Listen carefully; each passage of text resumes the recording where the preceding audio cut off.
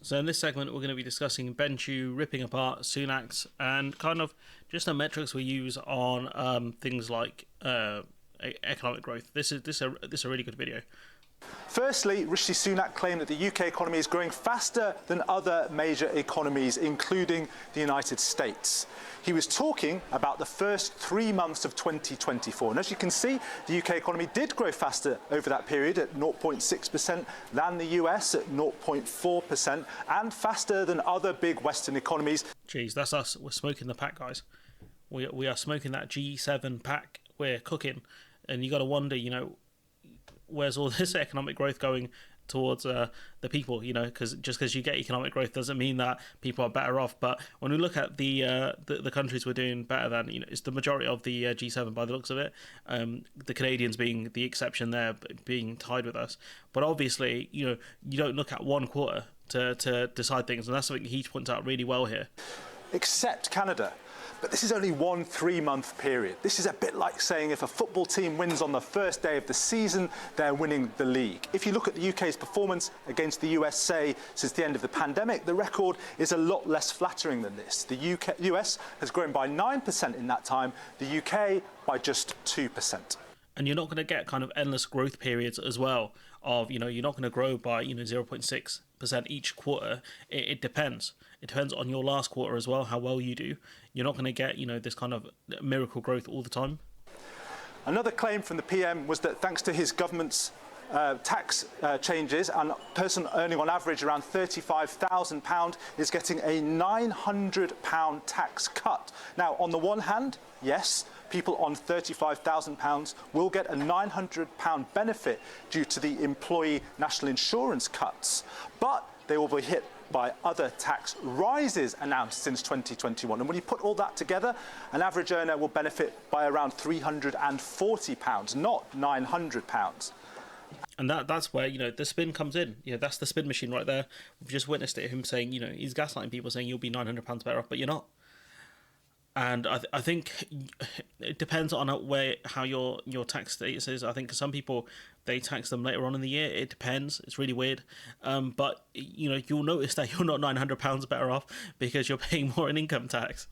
Like, it don't make sense to try and lie to people like this because they can see it on their payslip. And this is the worst bit for me coming up. People earning around £15,000 or £75,000, as you can see, are actually worse off as a result of this government's tax changes over the last few years. So you can see what the goal is to target, the middle earners here. That seems to be the Conservative Party goal. Maybe they think people who make over 75k will vote Conservative. But, the Conservatives taking money from them is very surprising. But this here, the 15k one, this is abysmal. This is, when we looked at this other graph about disposable income, we looked at this one here, you can kind of see that kind of reflected with this other graph here, because they're taking about over £300 off people who are earning, not a lot. £15,000 is not a lot to make. And that kind of factors into the lack of disposable income in this country, because you're taking away from people who don't have a lot of money, who would probably spend that money in the economy as soon as they get it or fairly close to that, because, generally, if you're making that much money, you can't really afford to live. It's not a lot.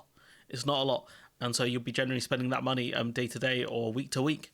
But, he's given a tax cut to people who earn a lot more, who might not be in that situation, who can afford to have savings. And right now, what the government actually needs to get growth is to get people spending, to get people going into debt, things like that. And obviously, the people who are on this lower end can't do that. And so that's one of the reasons why I think we're having such stagnant economic growth.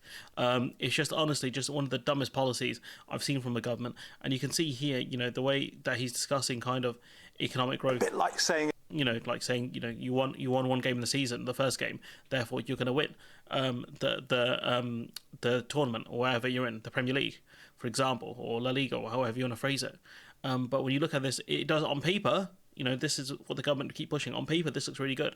But when you remember we just come out of technical recession, it doesn't look very good, does it? Because I think we're the only country. I don't think Germany had technical recession. But I know none of the other G7 members did. France did, Italy, the US, Canada, none of those did. So, when you look at our figures growth, kind of annually or since the pandemic, they're really bad. He talks about it. Our growth since 2019 was 2%. The US had 9%. I wouldn't always compare us to the US because the US are kind of a unicorn in the sense of the way their country is built. I would compare us more to, say, France, because France's GDP is more similar, I think, to ours, or at least it was at one point. We were slightly above them. But yeah, it depends on which countries you want to look at, because they're always so quick to throw Germany and France under the bus when we get more economic growth than them. But as soon as they get more economic growth than us, it's just silence, pure silence. So I think this is really good work for Ben Chu. I would like to see a lot more of this. Him and Conway, I think it's Ed Conway, are doing really good work on this. And that's what I'd want to see more of, this kind of stuff, because I think this stuff cuts through to people when they watch it and they realize, we're not actually doing that well, despite what Rishi Sunak is saying. But anyways, I'm going to leave it there. Let me know what you think in the comments below. And again, when kind of journalists and editors, or however you want to phrase them, do good work, we should put some praise on their name. So really big credit to Ben Chu, does great work. The only thing I question is, I wish he was on the Newsnight set, because this news set doesn't suit him. But he talks really fast, and so I can definitely respect him. But anyways, I'll catch you in the next one.